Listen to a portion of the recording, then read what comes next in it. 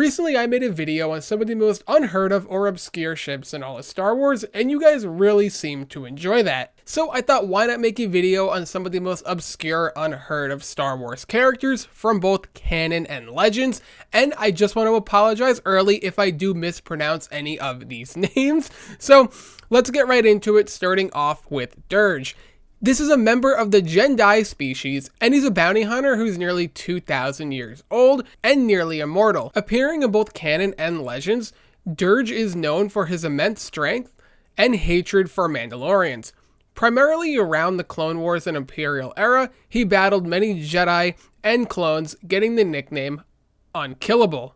To add the cherry on top, even our boy Hondo, yes, that Hondo the pirate, was scared of Dirge. In Legends, near the end of the Clone Wars, Anakin Skywalker launched him into a star near Marramir, where he was put to an end. Number 2 is going to be Das Chenier. He is a Jedi Master who was one of the few survivors of Order 66. He was stationed on New Plimpto when the order was executed. He was also fighting in the Battle of Half-Axe Pass and survived along with his friend Bamo Greenbark.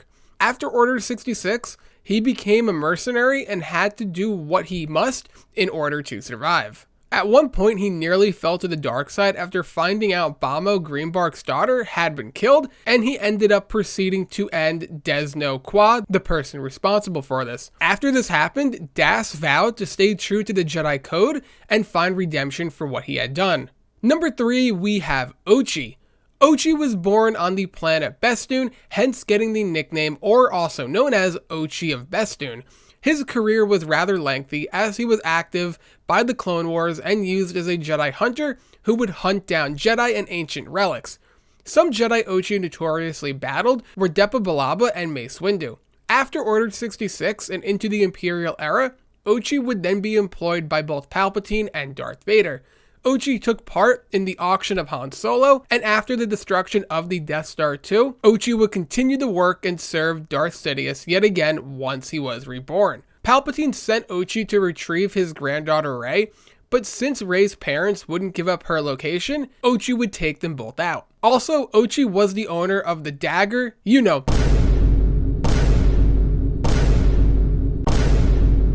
And what might be most shocking is the death of Ochi was due to being trapped in quicksand, so for a pretty legendary and extravagant life in Star Wars, he had a rather lackluster end. Number 4 is going to be the Jedi Coleman Trebor.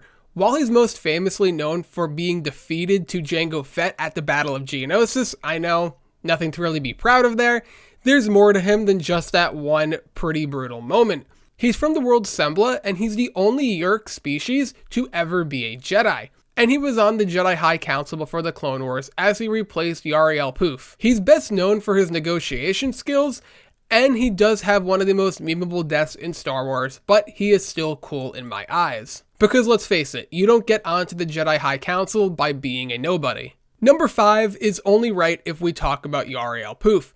So, speaking of Yarael Poof, why don't we discuss the Jedi that he was? A former member of the Jedi Council during the High Republic era until the final years of the Galactic Republic. He was extremely tall, standing at 2.64 meters or 8 feet 8 inches, and he actually had 4 arms, which he would always have 2 of them underneath his robes. I would assume the reason for that were if he was ever in a combat situation, he would be able to use his other 2 arms that nobody saw as a way to also fight. He was an extremely skilled duelist, but had a preference for negotiating, and he got to be one of the best Jedi at mind tricks and illusions. As mentioned earlier, he did pass away. While canon doesn't have a specific cause of death yet, in Legends, it's due to being wounded by a blade due to a confrontation with Ashur Korda.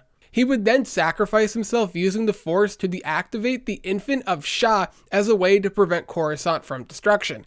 After this is when Coleman Trebor would take his spot on the High Council. From the homeworld of Meriden, we have Amanaman. He's a bounty hunter who worked directly with the Hutts. He spoke directly with Lando Calrissian after Han Solo was frozen in carbonite, and Lando said to alert him if Boba Fett showed up at the palace. Amanaman was part of the team that Jabba assembled to set the trap for Leia while she attempted to free Han Solo from the carbonite. After the sail barge was destroyed, the whereabouts of Amanaman are unknown, as he's still out there in the galaxy somewhere, probably being a menace. Willrow Hood was a gas miner who was from Bestman during the time of the height of the Empire. While he was an honest man, he always dreamt of doing more in the galaxy and wanted to be a smuggler. In 3 ABY, or after the Battle of Yavin, he got his chance as he was told to bring a container to a woman named Tropis on the planet Batuu.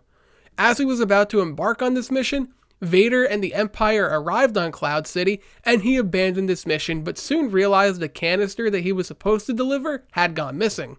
Long story short, he finds out who steals the container, tries to turn them in, and it pretty much ends his idea of being a smuggler full-time. Willrow has really accumulated quite the strong fan base over the years, and he is one of the favorite background characters who can be seen running, and knowing the lore behind it is even better, and now he has the nickname Ice Cream Man because the container that he was carrying was an ice cream machine. Dash Rendar, known more for the Legends content, was born on Corellia and then got kicked out of the Imperial Academy after his family was framed for destroying a museum. He would become the owner of the YT-2400 light freighter Outrider and gain a lengthy reputation. Eventually, he would find his way in with Han Solo, Chewie, and Leia, and do missions every now and again for the growing Rebel Alliance. After the Battle of Hoth, he was hired by Lando Calrissian to track down Han Solo, who's been captured by Boba Fett. He was also hired to watch over Luke by Leia after someone tried to take him out. Over the years, he'd do many more missions like get the details for the Death Star 2, but in canon, not as much is known about him, except for the fact that he still pilots the same ship, along with knowing Han and Chewie while still claiming that he's better than them.